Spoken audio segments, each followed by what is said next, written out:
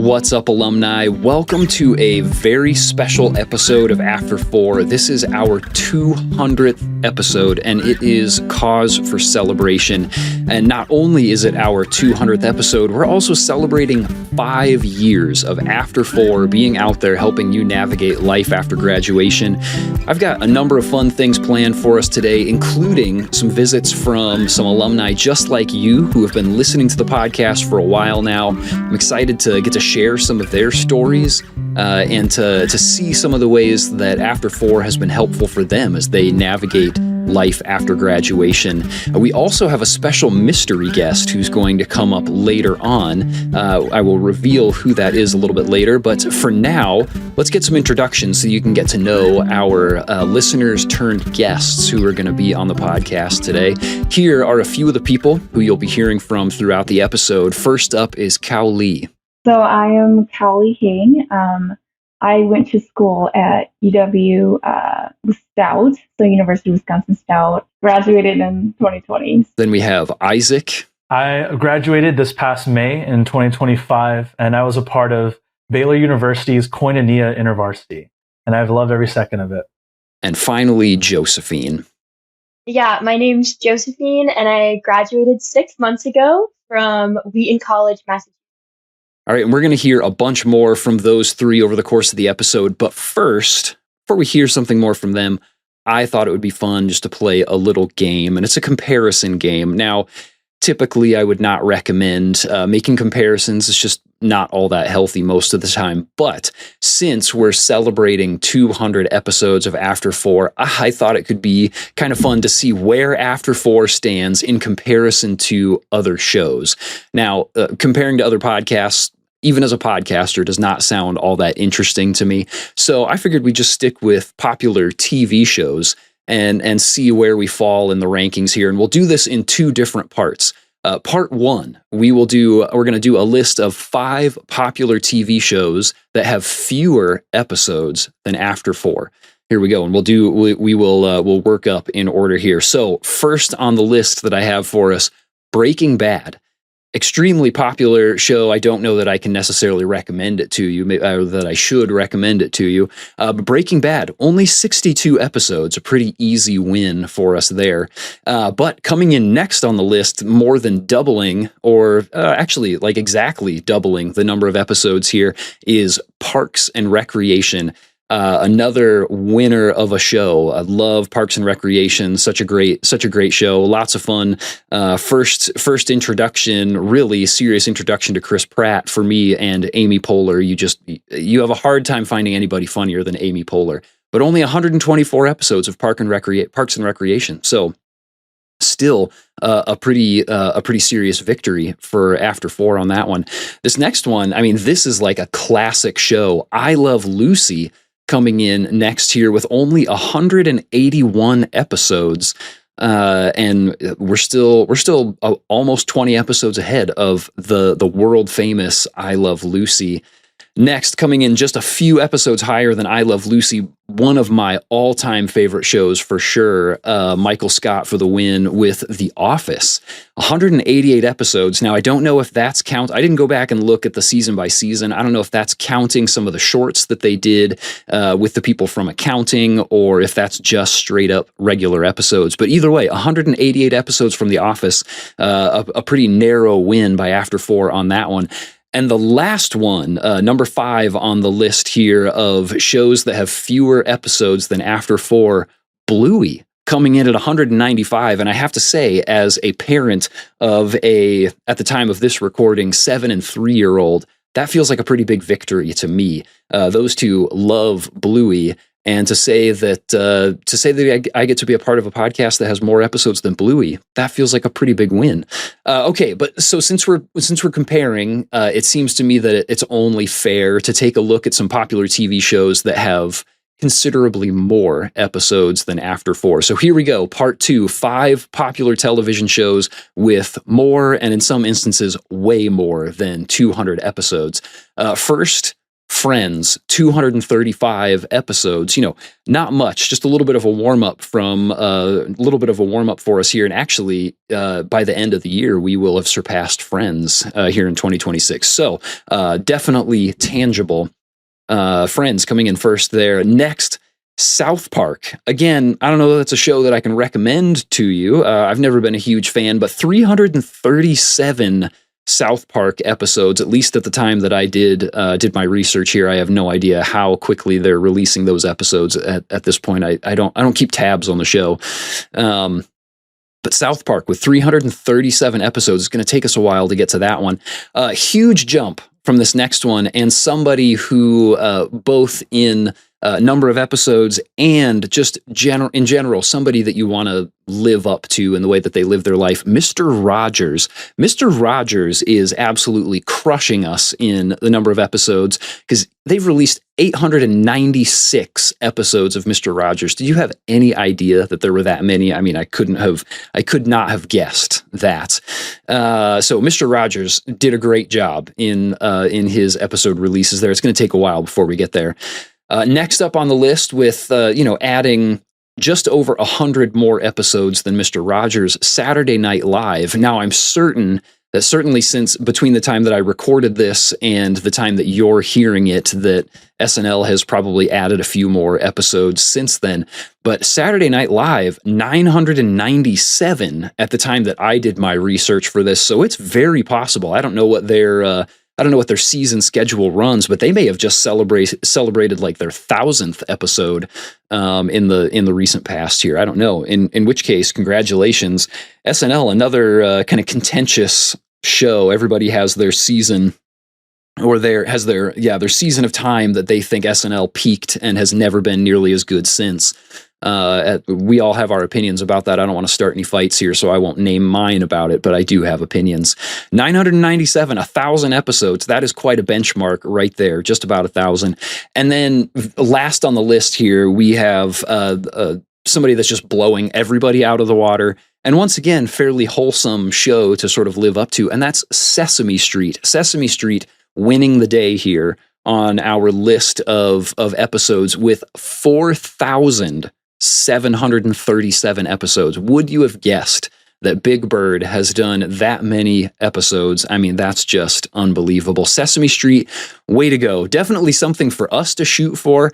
I mean, at our current release rate, I did the math on this, and we should hit that number in approximately 118 years. So, from then, but at that point, we'll also be transmitting from Mars, and all you InterVarsity alumni listening at that time will have graduated from, schools completely taught by AI.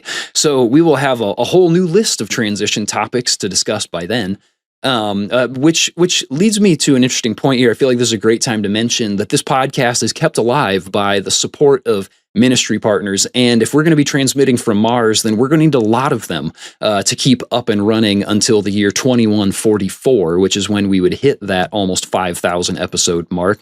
So please send in your donations now, alumni, to help us keep going for the next, 118 years. That'd be awesome. A few different hosts between now and then, I'm sure.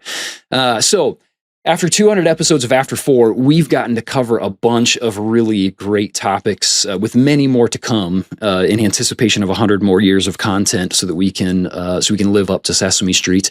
But it doesn't seem quite so meaningful if I tell you about them. So let's jump back to our special guests, Cowley, Isaac, and Josephine, and hear what some of their most meaningful moments have been on the podcast.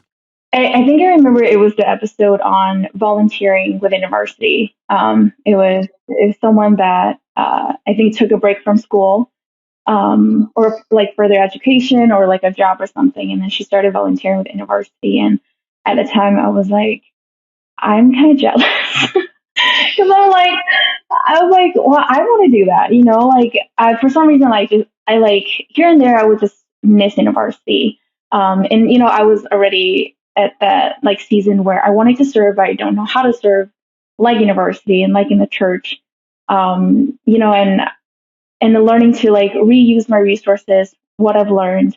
But yeah, and I guess I didn't know that we could stay connected with InterVarsity, where we could volunteer or like do some work with InterVarsity. And so, yeah, it was really encouraging to hear her story and her testimony, and just how she still kept in connection with InterVarsity, and serve in that way.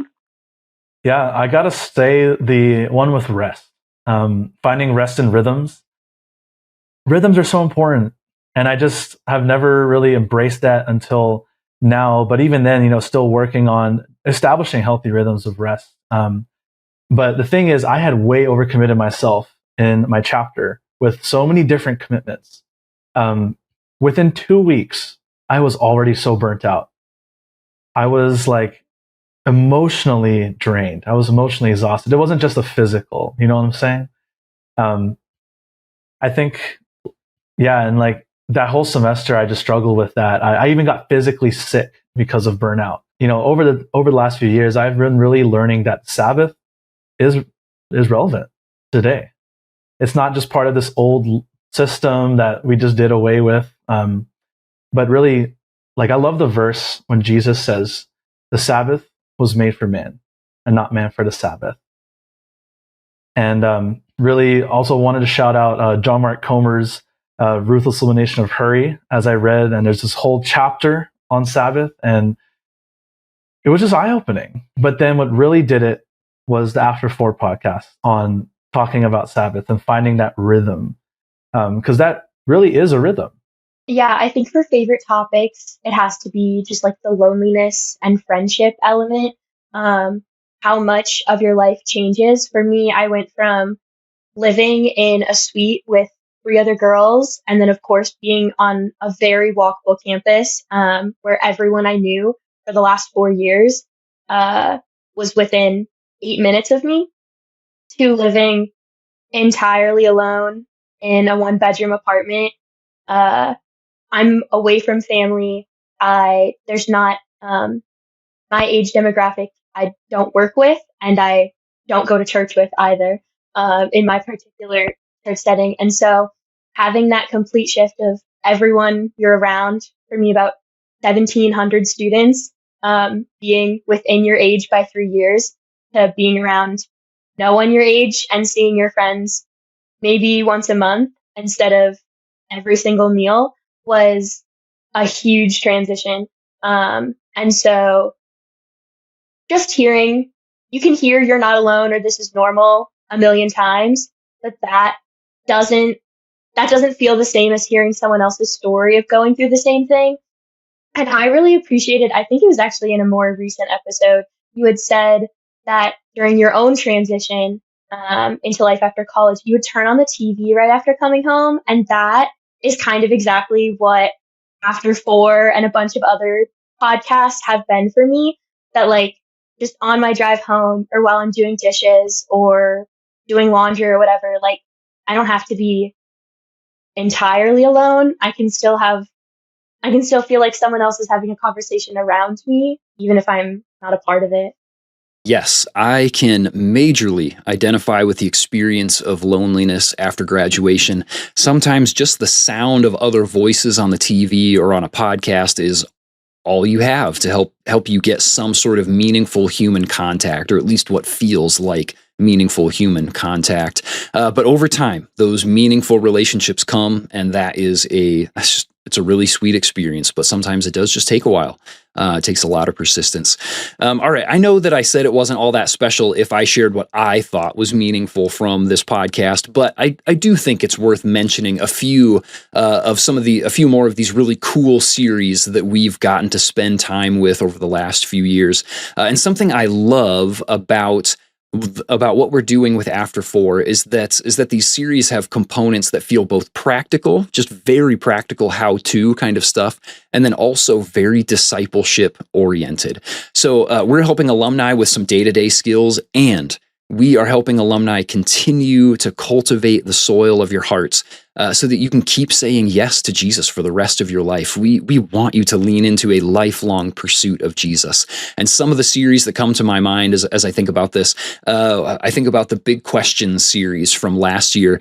We brought in experts to provide answers to some of the really big questions that new grads are asking, or maybe that they haven't thought about asking and that we would recommend that they be keeping in mind. We asked a bunch of different questions, things like, what should I do about my anxiety? Should I cancel Netflix? That was an interesting conversation, unexpected in a few different ways. And our most popular by far of that series, and one of our top episodes of the year last year, was asking the question, is church worth waking up for? Another series we did called the Post-College GOAT series, greatest of all time, back in 2022, is also a really fond memory for me. One, because it was the very first official series that we did on the podcast, and that was really fun to sort of play around with some of these ideas of trying to do a cohesive series. It was also enjoyable because we had some really poorly made but funny artwork. That was back when I was doing a lot of the creative side of things for the podcast. Thankfully, we have majorly upgraded with our editor and content creator, Caleb Leppert. Caleb, thank you. I'm super grateful for you. And even if they haven't realized it, the people who listen to this podcast are extremely grateful for you. So thank you, Caleb. And 3, because it held our most popular episode to date, the Post-College GOAT series did, and that was the episode Invest That Bread with Michael Lopez. Lots of great practical and spiritual advice about our posture towards money in that episode. And I think we're going to try to get Michael back on the podcast later this year, so stay tuned. He has a lot of great things to share. So I'm hoping that we can bring him back. We'll see what happens there. So as you can see, whether it's very practical or if it's more about shaping alumni and their relationship with Jesus, or both, there's been a lot of really great learning that our guests have provided for us over the years. And I think it's helpful once again to hear a few things from Cowley, from Isaac, and from Josephine, and some of the things that they've learned that they've found most helpful since listening to After 4. I would also say the importance of a budget. And, we're not living on mommy's paycheck anymore, guys. I had a student job here at Baylor in undergrad, but whenever I needed something important, I would call my mom. And what I mean by that is, like, if there's like, my refrigerator, one time, my refrigerator like shelf broke off, and I was like, I need the payment. But anyways, yeah, like budgeting is never something that I did. Just because. I would say I grew up privileged. I always had 3 meals on the table. Mom and dad both worked. We had a good amount of income, so I was always well fed as a kid. But then now I'm on my own. My mom and dad literally said to me, Isaac, we are not going to pay for a single cent for after you graduate. You're on your own now.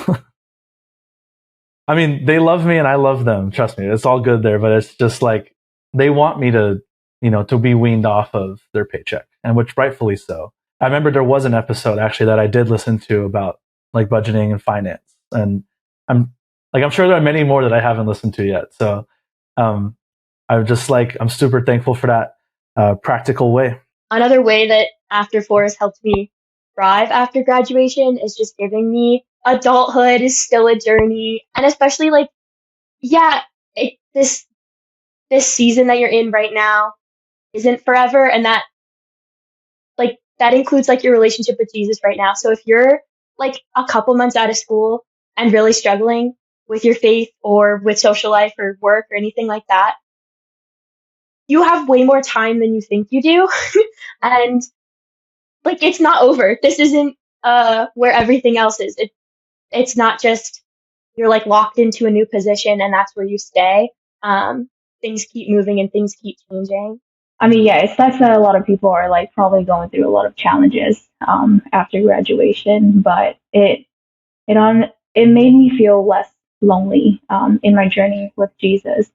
Even though I don't even know these people, but just to really hear their testimony and what they've been through, and at the time it was like that was me too, so yeah, that really helped encourage me to and inspire me to just keep saying yes to Jesus and not give up and just to really hold on. Because I'm really not the only one that's going through struggles and challenges. And yeah, I just received a lot. I love that so much. Helping alumni keep saying yes to Jesus is why this podcast exists. I've said it before, even just in this episode. I've said it in other places. And it is such an encouragement to know that that is happening. So thankful for those stories from our three guests today.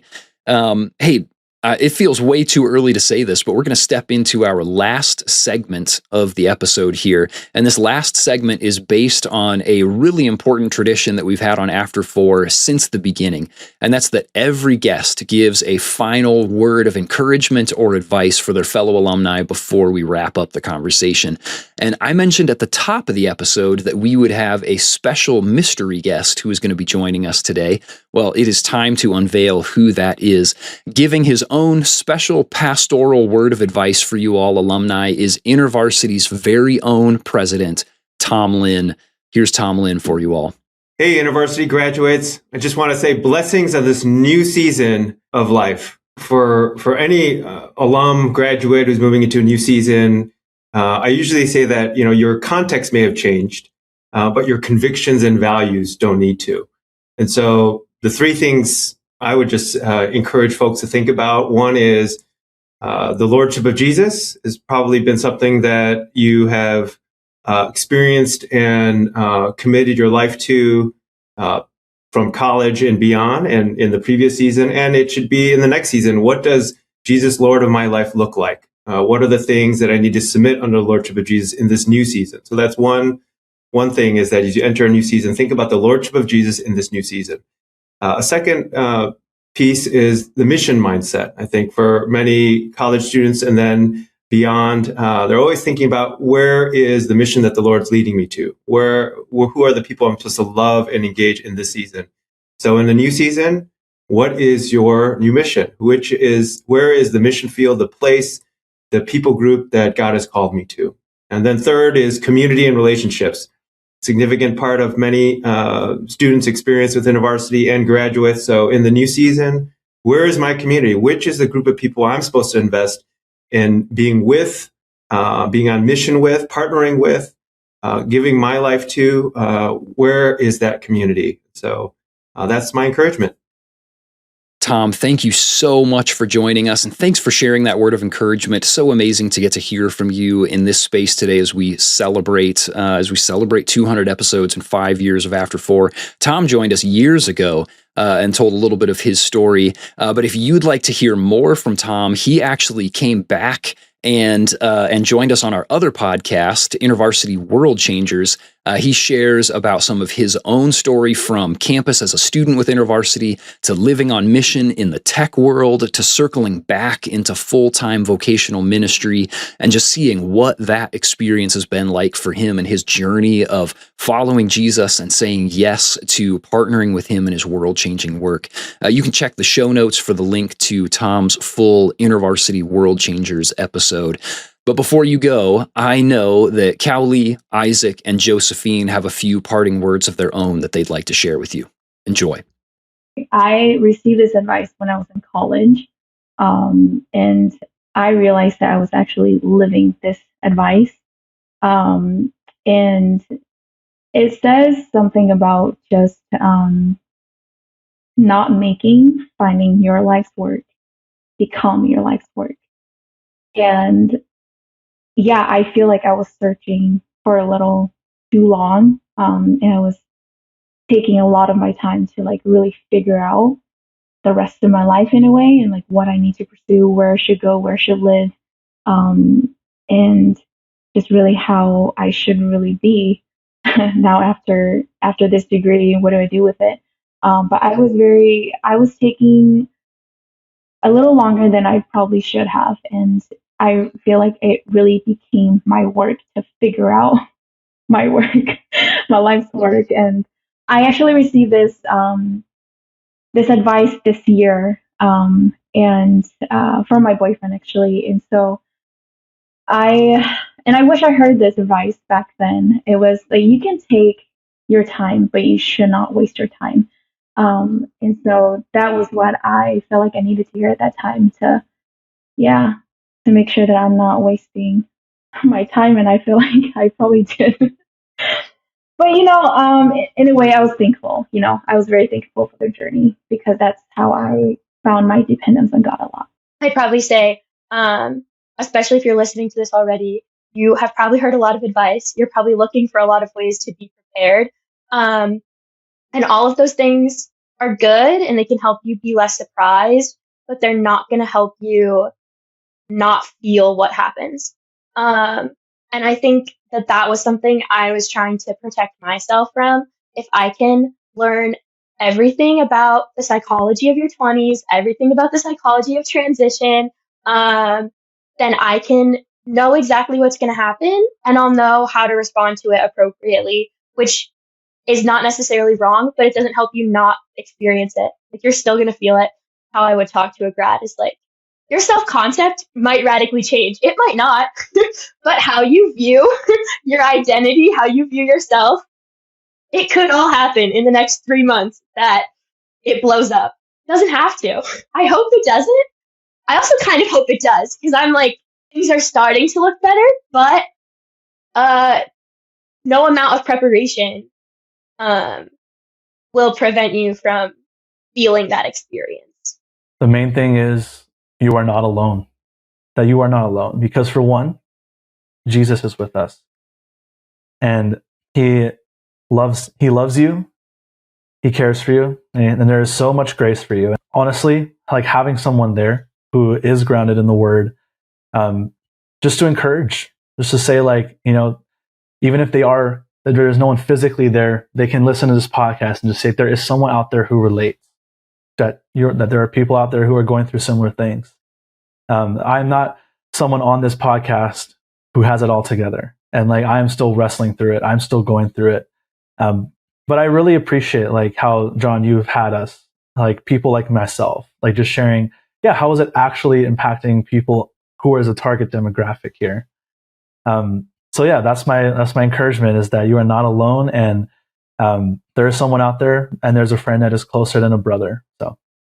So awesome. Alumni, can I just say it has been a great honor to get to host this podcast as we do our very best to bring in the right experts, mentors, and fellow alumni who can help equip you so that you can keep saying yes to Jesus after graduation. If we've accomplished that, then I feel like we are doing the work that God has given us to do. We are accomplishing the mission that we have set out to accomplish in this work.